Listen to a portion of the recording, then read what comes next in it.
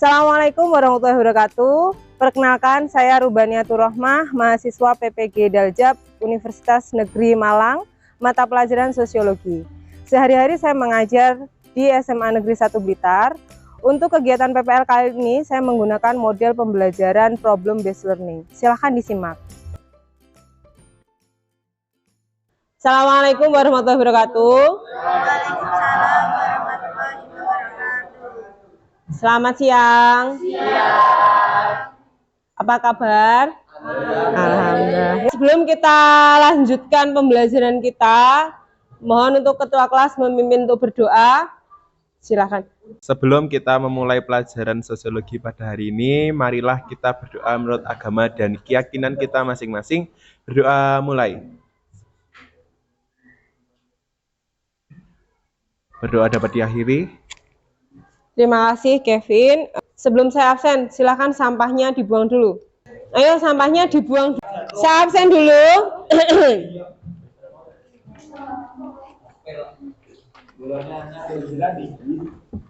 Masuk semua? Alhamdulillah, sehat semua.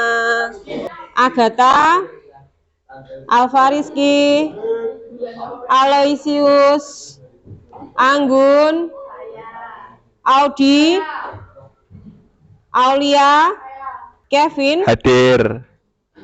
Mailinda. Untuk pembelajaran hari ini kita membahas tentang bentuk-bentuk dari kesetaraan sosial. Kalau kemarin itu kita membahas bagaimana kita memperlakukan orang secara adil, arahnya kan seperti itu ya. Nah, bentuk keadilan itu dibagi menjadi apa saja, istilahnya kayak gitu. Contoh kesetaraan yang sering kalian temukan di lingkungan masyarakat itu apa? Kemarin sudah sempat disinggung. Ada Anggun kemarin mencontoh, oh ya Javier. Silahkan dijawab ya. Menurut saya ada seorang ketua RT dan RW bersama masyarakatnya ikut serta bergotong royong dalam rangka HUT RI mungkin. Maksudnya itu kayak tidak memandang derajat gitu loh Bu, RT, RW, masyarakat semua itu ikut bergotong royong. Sama-sama sebagai warga negara ya intinya. Oke, terima kasih Javier. Terima kasih Bu. Ya, jadi ini berkaitan dengan bentuk kesetaraan, di mana apa yang disampaikan Javier tadi mengarah pada kesetaraan sebagai warga negara, di mana kita tidak hanya sebagai istilahnya tidak hanya sebagai warga negara yang pasif saja, tapi kita juga ikut berpartisipasi aktif dalam kegiatan-kegiatan yang berkaitan dengan perayaan negara dan sebagainya, atau bisa juga di pemilu seperti itu ya. Tujuan pembelajaran kita hari ini berkaitan dengan mempelajari bentuk-bentuk struktur sosial. Diharapkan kalian nanti mampu menjelaskan bentuk-bentuk dari kesetaraan sosial itu seperti apa. Kemudian kalian diharapkan mampu menganalisis bentuk-bentuk dari kesetaraan sosial, dan terakhir kalian diharapkan mampu mencontohkan. Tadi salah satunya sudah dicontohkan oleh Javier mengenai bentuk-bentuk dari kesetaraan sosial. Untuk apa sih kita mempelajari tentang kesetaraan sosial? Karena dengan kita mempelajari kesetaraan sosial, kita memahami konsep adanya keadilan. Diharapkan kalian nanti ketika terjun di masyarakat juga akan bisa berperilaku secara adil atau memperlakukan orang itu dengan setara. Harapannya seperti itu. Kemudian untuk alur pembelajaran kita hari ini seperti kegiatan sebelumnya, nanti saya akan sedikit menyampaikan materi berkaitan dengan bentuk struktur sosial, kemudian kalian akan dibagi menjadi 7 kelompok, untuk kelompoknya sudah ada 7 kelompok di grup kalian, kemudian kalian mengerjakan LKPD, dan silahkan ditunjuk satu temannya untuk mempresentasikan hasil dari diskusi kalian. Bisa dipahami untuk alur pembelajarannya. Jadi berkaitan dengan bentuk kesetaraan sosial, ada 5 bentuk yang kita pelajari. Yang pertama, berkaitan dengan kesetaraan gender. Sudah pernah dengar kesetaraan gender? Ya. Kemudian yang kedua adalah kesetaraan agama. Karena di Indonesia ini kebetulan agamanya lumayan beragam ya. Selanjutnya ada kesetaraan pendidikan. Yang keempat ada kesetaraan pendapatan, dan terakhir ada kesetaraan profesi. Dari kelima istilah yang sudah ada di papan, mana istilah yang belum pernah kalian dengarkan? Mulai dari kesetaraan gender, agama, pendidikan, pendapatan, dan profesi. Pendapatan. Kenapa? Kenapa kalian jarang mendengar istilah kesetaraan pendapatan? Kalau pendapatan orang kan beda-beda. Ya, karena pendapatan orang ini biasanya berbeda-beda. Terus apa yang dikatakan sebagai kesetaraan pendapatan? Arahnya kan seperti itu.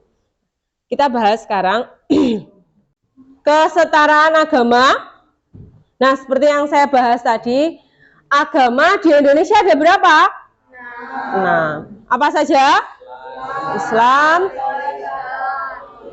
Hindu, dan Konghucu. Ateis itu tidak beragama. Kembali lagi, ketuhanan yang Maha Esa. Berarti yang kita katakan beragama, berarti ya 6 ini tadi. Hindu, Buddha, Islam, Kristen, kemudian Katolik, dan Konghucu. Nah, tidak dapat dipungkiri bahwa keberagaman agama dapat memicu munculnya konflik dan timbul perpecahan.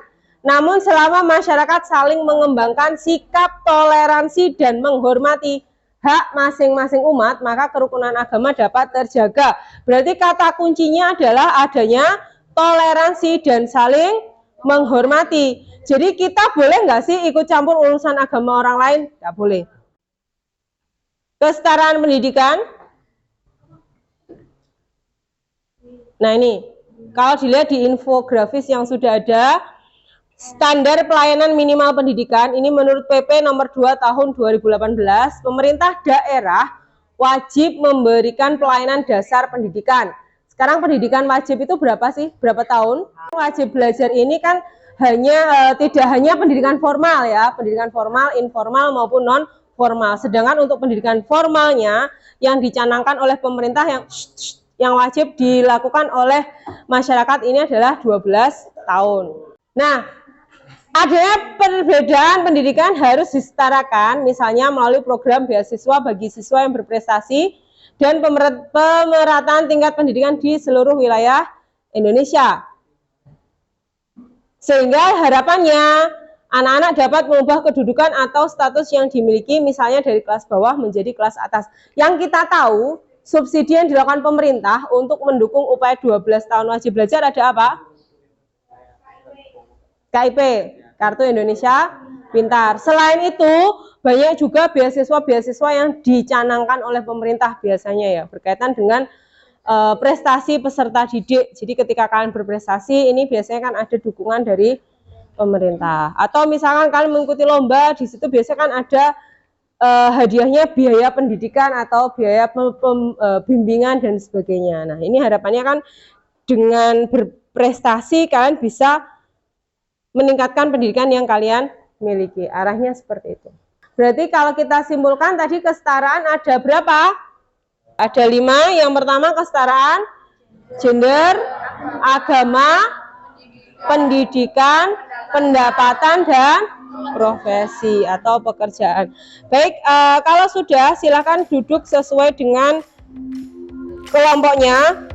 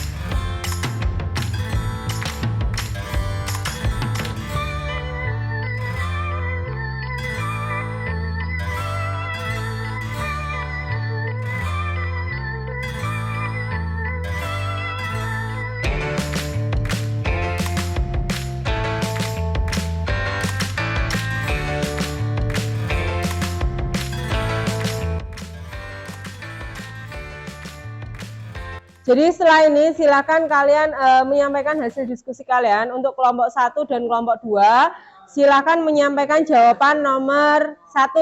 Kemudian kelompok 3 dan 4 menyampaikan jawaban soal nomor 2. Kemudian kelompok 5 dan 6 menyampaikan jawaban soal nomor 3. Dan terakhir kelompok 7 menjawab soal nomor 4. Silakan perwakilannya untuk maju ke depan. Assalamualaikum warahmatullahi wabarakatuh. Waalaikumsalam warahmatullahi wabarakatuh. Pada gambar pertama itu bentuk kesetaraan gender atau kelamin. Dengan alasan dikarenakan perempuan berhak dan mampu mendapatkan kedudukan yang sama seperti laki-laki. Jadi kesetaraan gender atau kesetaraan jenis kelamin untuk gambar nomor 1 menurut kelompok 1. Assalamualaikum warahmatullahi wabarakatuh. Waalaikumsalam warahmatullahi wabarakatuh. Selamat siang semuanya. Jadi bentuk kesetaraan nomor 2 ini kesetaraan agama, alasannya karena secara garis besar masyarakat saling mengembangkan sikap toleransi dan saling menghormati hak masing-masing umat mereka, maka kerukunan dapat terjaga. Assalamualaikum warahmatullahi wabarakatuh. Saya perwakilan dari kelompok 5 akan menjelaskan nomor 3, kesetaraan pendidikan. Karena menekankan kesetaraan pendidikan, program untuk memberikan layanan bagi anak-anak usia sekolah yang tidak sekolah atau orang dewasa yang belum pernah memiliki kesempatan untuk belajar. Terima kasih. Terima kasih. Assalamualaikum warahmatullahi wabarakatuh. Waalaikumsalam warahmatullahi wabarakatuh.